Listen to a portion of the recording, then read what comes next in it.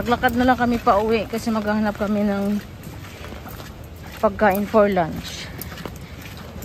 Ito lang yung advantage dito mga guys, kahit baha na sa labas, dito sa loob walang baha. Meron namang some areas na may tubig pero hindi ganun kataas yung tubig.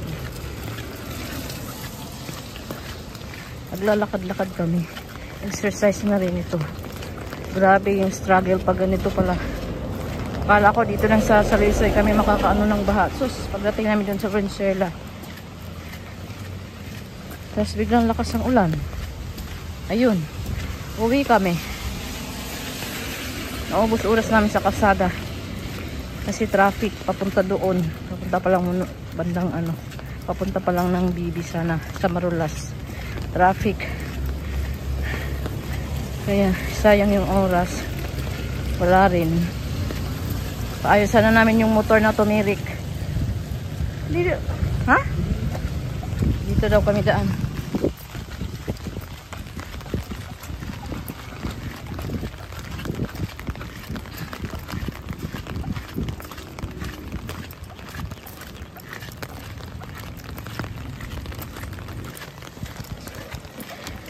Kanina pag alis namin, ano, yung tubig din sa may Salisay Road, wala namang ano, tubig. Tapos ngayon pag uwi namin, taas na naman yung tubig. Tignan natin yung labas natin.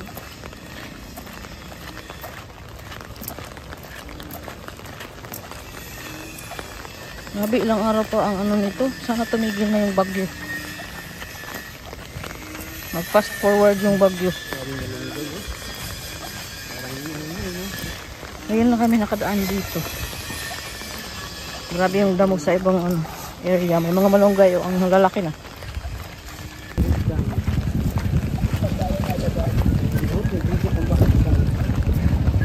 Walking sa ulan. Walking sa ulan. Oh, 'di ba? Kung kailan maulan saka kami nagwo-walking, charis.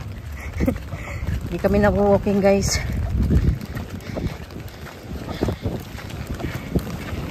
Galing kaming Valenzuela.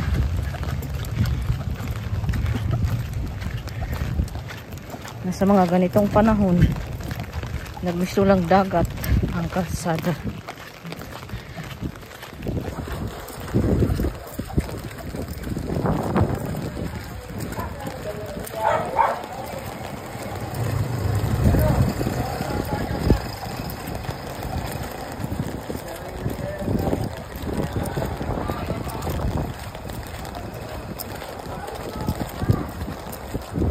Medyo malayo-layo pa ang aming nilalakad, guys, kasi sa bandang dulo kami, phase 1.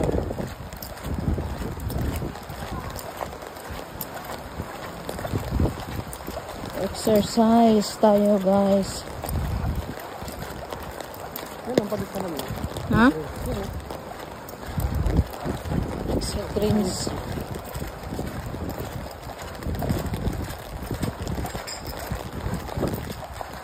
Hanap kami ng, doon kami sa may bilihan ng isda. Kami kasi may nakita kami bilihan ng isda dito.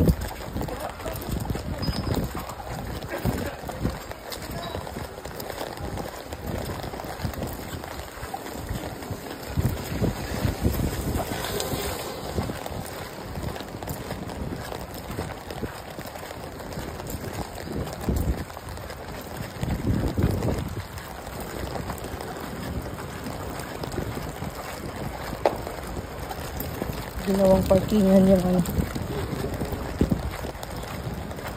Unahan nila kasi. Hindi ko pa naman pala na. Oo, pwede nga. Kasi hindi na nagpasang yun. Pero yung nagtitinda ng mga kanan doon. Yung mga tumay. Yung katabi nila, yung isang kapas na. Ngayon, hindi nakatiran.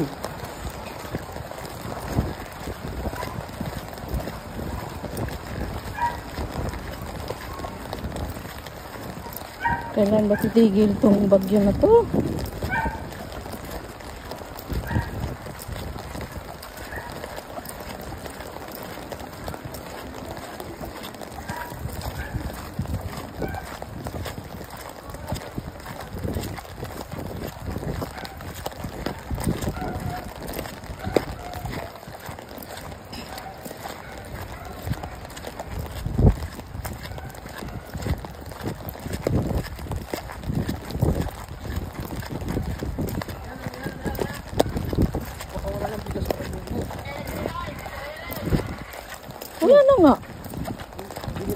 Hapon pa ako nag-ano eh. Pili tayo. Dito, dito lang kami dito.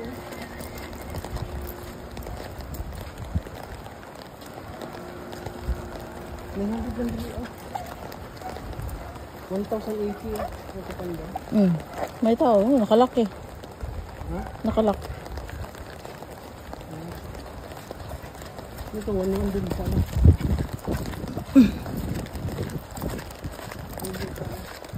Hindi na tayo dyan ang parapasitan natin. Hindi naman siguro meron sila. Meron sila dyan.